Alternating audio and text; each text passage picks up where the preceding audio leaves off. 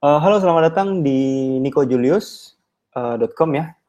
Saya adalah seorang network marketer dan juga online marketer. Dan topik kita hari ini adalah membahas tentang tutorial SEO, yaitu SEO on page, gitu ya. Jadi bagaimana caranya blog Anda bisa muncul pada halaman satu Google dari on page Anda, gitu ya. Nah, sebelumnya kita sedikit lebih perlu mengetahui sebetulnya goal kita apa sih di dalam bisnis, gitu ya.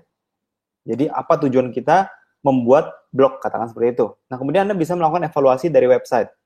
SEO audit maksudnya adalah Anda bisa melihat terms-nya apakah dia responsif atau tidak, kemudian pemilihan-pemilihan kata kunci pada halaman depan seperti apa, itu perlu Anda pelajarin, gitu ya. Jadi SEO audit Anda bisa googling sendiri di Google seperti apa melakukannya. Kemudian hal yang terpenting adalah keyword research ya. Jadi Anda perlu melihat kata kunci apa yang ingin Anda masukin di dalam blog Anda gitu ya. Kemudian on page. Nah, topik kita hari ini lebih ke arah yang poin nomor 4 yaitu on page optimization gitu ya. Nah, kemudian content link building, CRO begitu ya, conversion rate optimization dan kemudian measure. Oke, kita bicara tentang bagaimana SEO on page tidak terlepas dari yang namanya membuat artikel gitu ya. Nah, bicara tentang membuat artikel, kita perlu membuat ada dua jenis artikel yang kita ketahuin ya. Yang pertama adalah Google friendly artikel, maksudnya adalah artikel yang sangat disukai Google begitu ya. Di mana artikel isinya mengandung kata kunci dan dicari orang di mesin pencari atau di itu ya. Entah itu di Bing, entah itu di Yahoo, bisa jadi di Google. Tapi yang banyak digunakan sebetulnya Google gitu ya. Kemudian jenis artikel kedua ya kita sebut sebagai artikel biasa, di mana artikel ini kadang tidak mengikuti kaidah yang berpeluang meningkatkan visibilitas pada mesin pencari seperti Google gitu ya, yang diberikan pada artikel Google friendly begitu ya. Nah, oke, bagaimana cara melakukannya? Dari sebuah sumber yang saya pelajari yaitu Glowhead begitu ya, ada sebuah infografis yang cukup menarik penjelasannya bahwa on page itu bicara tentang site architecture ya. Jadi bicara tentang uh, urutan gitu ya. Kemudian page title, kemudian tag adjustment, meta tag begitu ya.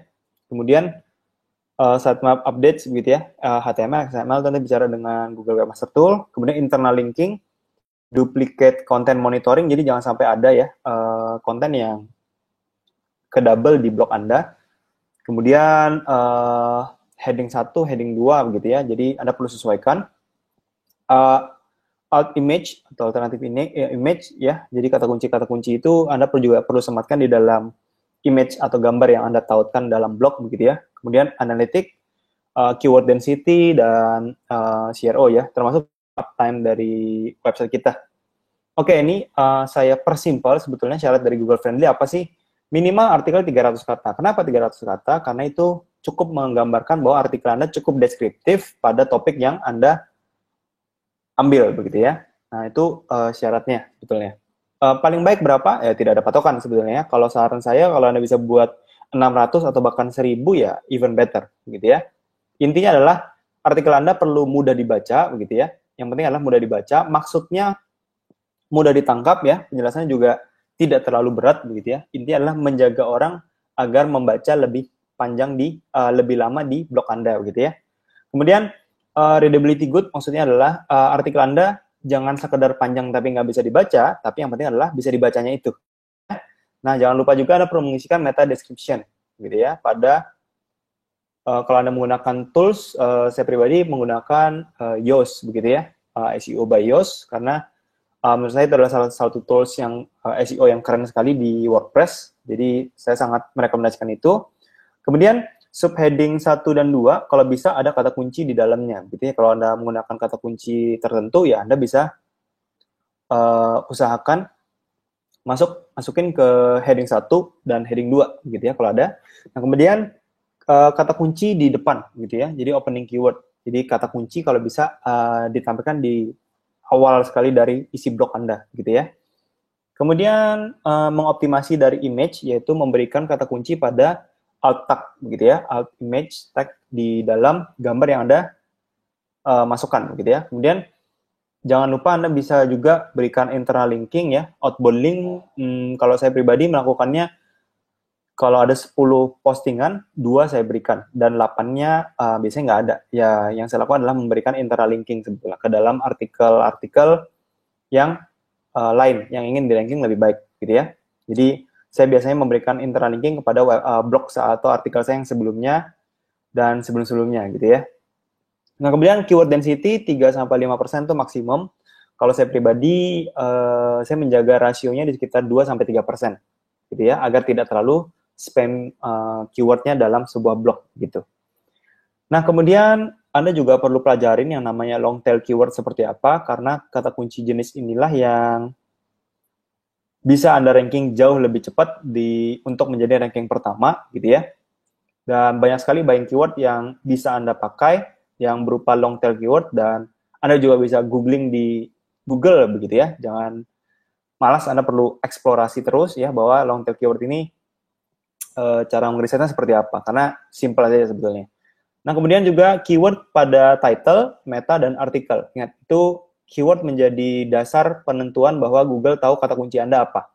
Maka, artikel Anda perlu sekali untuk menekankan pada kata kunci tersebut, gitu ya. Nah, on-page plugin yang saya rekomendasikan adalah WordPress SEO, yaitu SEO by Yoast, gitu ya. Kenapa saya menggunakan ini? Selain dari dia free begitu ya, dia menampilkan saat kita membuat blog ya, saat kita melakukan publish, dia sudah memberikan rekomendasi. Katakanlah salah satu artikel yang saya buat ternyata hanya 190 kata ya di body copy atau di blognya, dan ini di bawah 300 kata katanya. Jadi rekomend dari SEO, jadi SEO Buyer sudah memberikan rekomendasi di mana kalau bisa 300 kata begitu ya. Jadi Anda bisa berikan kata-kata lagi gitu.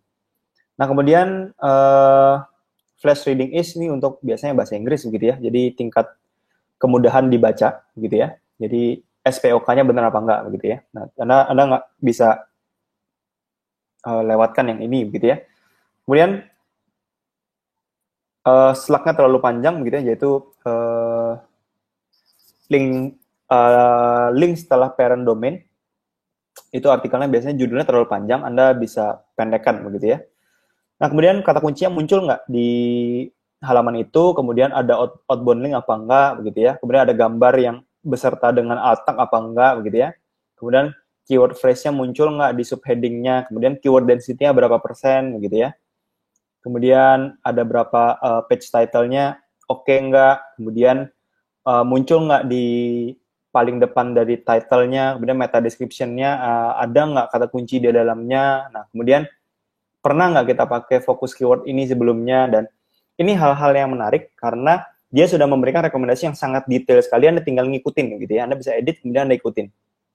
Jadi sesambil itu sebenarnya membuat artikel yang Google friendly begitu ya. Jadi simpel sekali, dan jangan lupa sesekali Anda bisa melakukan artikel ping ya. Kalau saya biasanya menggunakan mass ping, dan Anda bisa gunakan itu juga ya, walaupun jangan juga terlalu spam ya. Maksud saya setiap Anda buat artikel ya tidak perlu Anda ping ya. Biasanya saya dari 5 blog ya artikel yang saya posting biasanya 1 saya ping begitu ya. Nah, jadi seperti itu saja, dan saya yakin ini simpel sekali dan semoga bermanfaat.